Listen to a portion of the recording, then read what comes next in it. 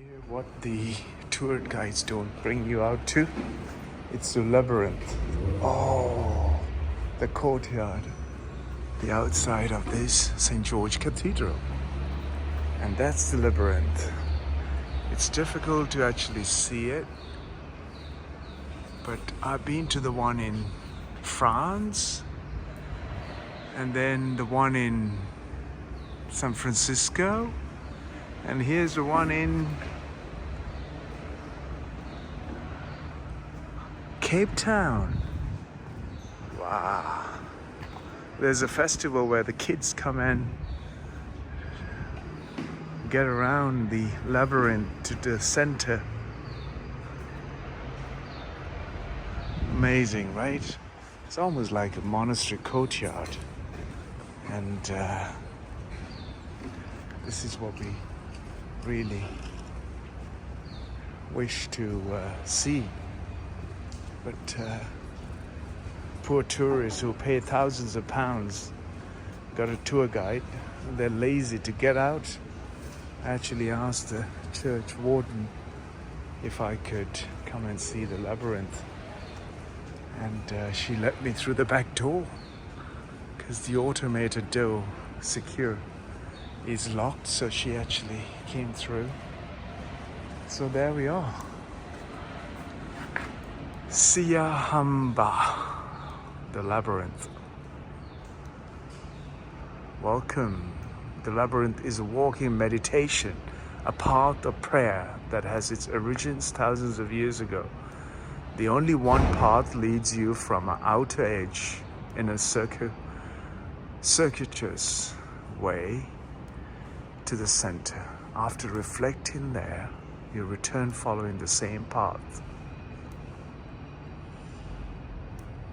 Walking the path, it may be helpful to think about releasing on the way in and opening the mind, receiving in the center and reflecting on the feelings of the thought that have come to mind, returning on the path you walked, taking deeper awareness back into the world, reflecting as you leave the labyrinth and giving thanks for the experience. And that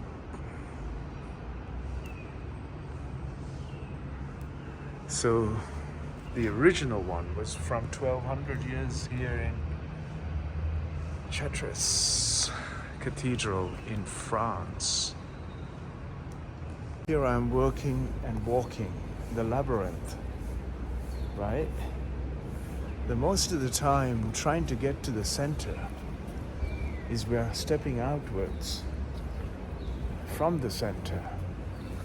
The center of what is a center?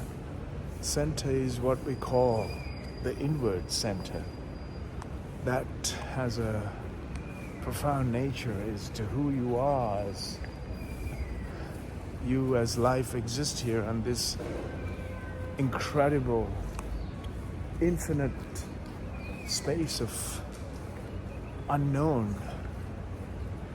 Are we creating a life experience that is more of profound and more of conscious nature, or are we conducting ourselves in a compulsive way that how the societal structure and its ways, how it exists? Every step, every thought that goes through your mind has to have a meaningful, or should it? A purposeful, or should it? Does it has to be that way, or can it be more of an absolute neutral set of mind? Does the mind have anything to do with life? Or has, because of the life that the mind exists? Or is it because I think I exist, that I can be whichever the way I want? Or shouldn't it be that thought created a puny reality that I'm getting lost from the center right there? I was supposed to walk to the center and I was close enough when I started. Yet I've ended up in the outer ring of the labyrinth. And this meditative focus, thinking that you're going somewhere, that it gets you into the confusion that you are closer to the center. But ultimately, when you somehow reach, thinking that you're reaching the center, you're at the outer circuit of this labyrinth. And this meditative thought process is what causes us to get into frustrated situations, thinking that we are getting somewhere, but yet the horizon is further away. And good morning, how are you? And you think you're getting somewhere, but yet realizing that you are so far away from. And this is the reality of who we are as human beings, where we are as human beings. And we've come to this convoluted idea that we are something that we are not. And that is what is this all about. This meditative labyrinth. As rain, people would run into a shade or shelter, a cover to get away from. And the rain. Am I shooting off from my focus of trying to get to the center of this labyrinth, or am I walking the entire circuitry of this labyrinth? And once again, I thought I was getting closer and getting nearer to the center, yet I'm far from the center. Would the center bring me closer to the realization that I'm creating my own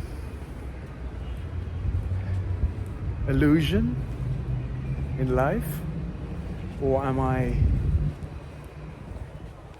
getting somewhat frustrated by my incapable capacity of who I am as a human being? Or should I realize that my patience is what will get me closer to where am I, where I am, and the meditation, for that matter, is a key component in getting you to the center. And I've just arrived at the center with a great thoughtful process along the way.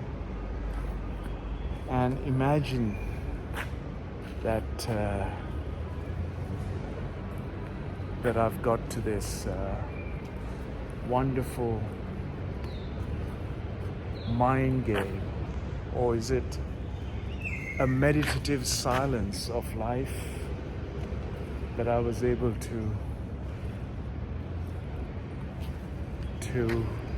reflect and imagine that what I have in my mind, the thought, is a wonderful idea. The realization and the reality of existential realities are the fundamental of who I am as a life, and who I am as a piece of life, and who I am as Sharon. I can only say that we all have the capacity and the patience, the meditative nature in us, to be able to go inwards first before we step out. By stepping out, we get frustrated. By stepping inwards, we have no distance to cover. We have no time to click. We are not against the clock. The clock is ticking for all of us. And we are getting closer to where we started, going back to soil. That realization is what makes us as human beings to be so brief, fundamentally who we are as humans. So there we have it, folks, and I'm going to step out back to the reality of this aberrant or the labyrinth.